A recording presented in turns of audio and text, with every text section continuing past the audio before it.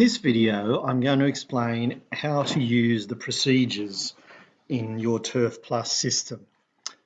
Now, first of all, we need to find the procedures. So we're starting from the home page and we're scrolling down Applications. Remember, that's the record keeping area. All my documents, including procedures, are in Document Management. So I'm clicking on that and opening it up. I'm clicking on number 2, Procedures by Title. Now, the procedures in Turf Plus in this instance refer to safety and environmental procedures. And here is your list of procedures. What is a procedure? A procedure explains the safe and environmentally sound way of performing any of the duties on the turf farm. SOPs is a term that people have used for these, safe operating procedure, standard operating procedure, procedures. Okay, so for example, here's our hazardous chemical procedure. So to open it, we just click on it, and down here we click on it again. It downloads onto the system and it pops up here. Here is our procedure.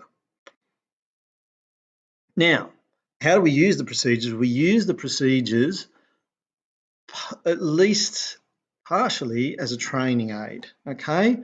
All your staff that need to understand about hazardous chemicals, and I think really you could argue that all employees on a turf farm should know about chemical use.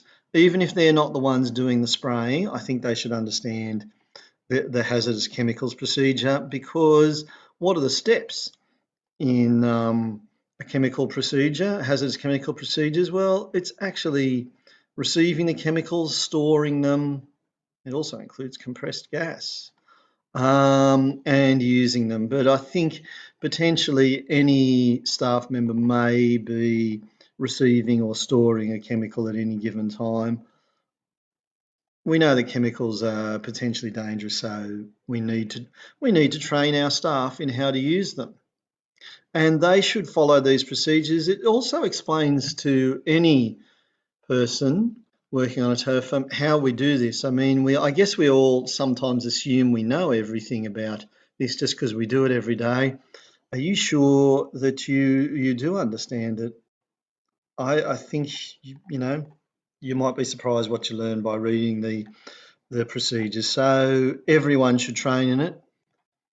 And you should train all your employees in all the ones that you feel are necessary, all the procedures you feel are necessary.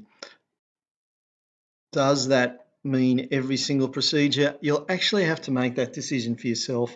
As the manager of a turf fund, yes, you should read and understand all these procedures, and from there you can make your own decisions.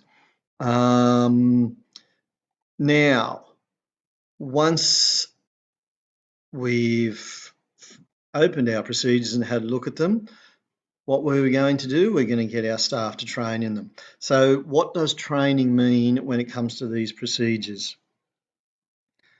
The simple answer, I guess, could be just that they need to read and understand the document and sign off on that.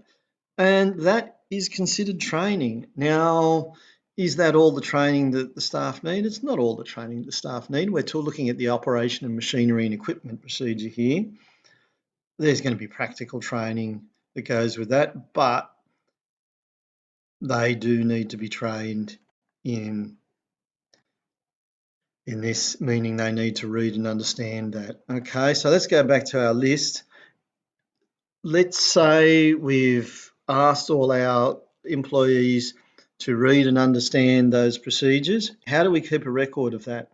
Don't forget that record keeping is a really important part of a work health and safety and environmental system. If we find forms over here on the left by title,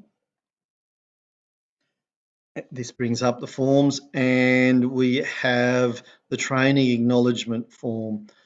Now, there's 3 types of training acknowledgement forms for documents, and there's also training acknowledgement forms for equipment and machinery, which is we're talking about practical training there. So if we open up one of our training acknowledgement forms, this is the form I would use to train an individual.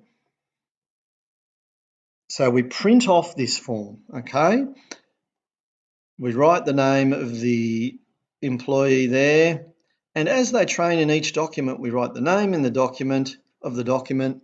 So let's say operation of machinery and equipment procedure. We ask them to sign off and date that, okay? And we keep that as a paper record, probably best kept in their employee file. And that's how we use the procedures.